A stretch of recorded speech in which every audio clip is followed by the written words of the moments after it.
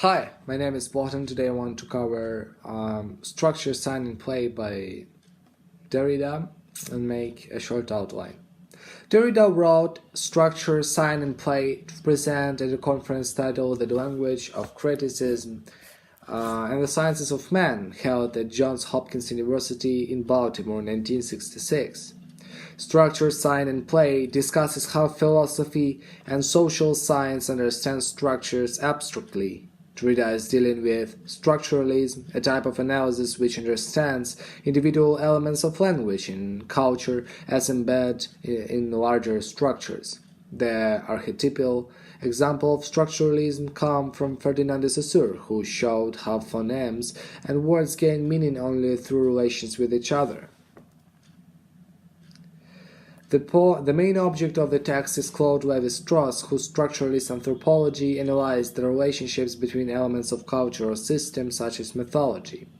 Derrida admires the reflexivity and abstract analysis of structuralism, but argues that these discourses have still not gone far enough in treating structures as free-floating or plain sets of relationships. In particular, he accuses structuralist discourses of holding on to a center, a privileged term that anchors the structure and does not play, whether the center is God, being, presence, or man.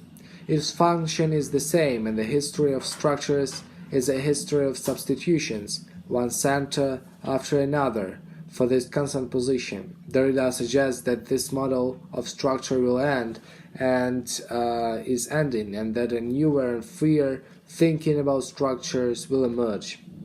This essay begins by speculating perhaps something has occurred in the history of the concept of structure that could be called an event if this lauded word did not entail a meaning which it is precisely the function of structuralist thought to reduce or suspect.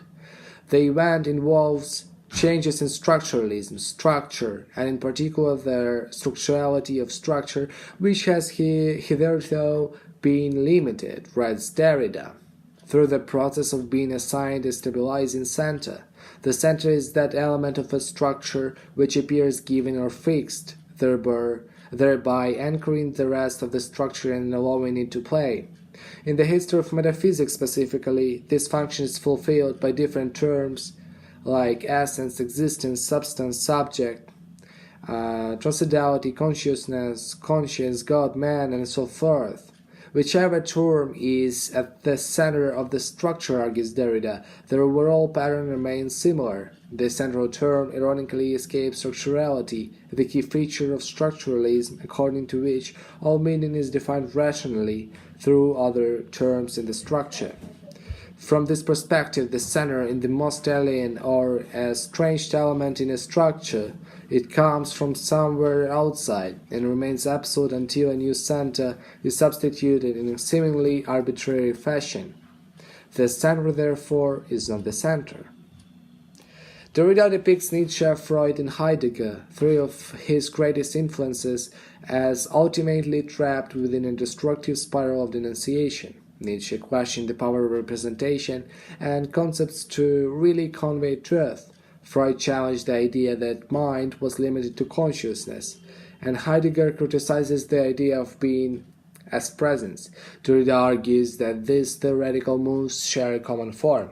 But all these destructive discourses and all their analogues are trapped in a sort of circle. This circle is unique. It describes the form of the relationship between the history and metaphysics and the destruction of the history of metaphysics. And there are many ways of being caught in this circle. They all are more or less naive, more or less empirical, more or less systematic, more or less close to the formulation, or even to the formalization of this circle. It is these differences which explain the multiplicity of destructive discourses and the disagreement between those who makes them. It was within concepts inherited from metaphysics like Nietzsche, Freud, and Heidegger walked, for example. Since they concepts are not elements or atoms, and since they are taken from aesthetics and a system, every particular borrowing drags along with it the whole of metaphysics. This is what allows these destroyers to destroy each other reciprocally.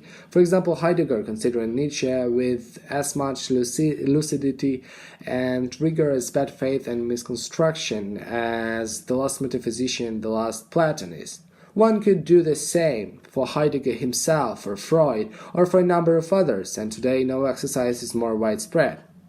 Derrida does not assert the possibility of thinking outside such terms. An attempt to hinder a particular concept is likely to become caught up in the terms which the concept depends on. For instance, if we try to hinder the centering concept of consciousness by asserting the disruptive counterforce for the unconscious, we are in danger of introducing a new center. All we can do is refuse to allow either pole in a system to become the center and guarantor of presence.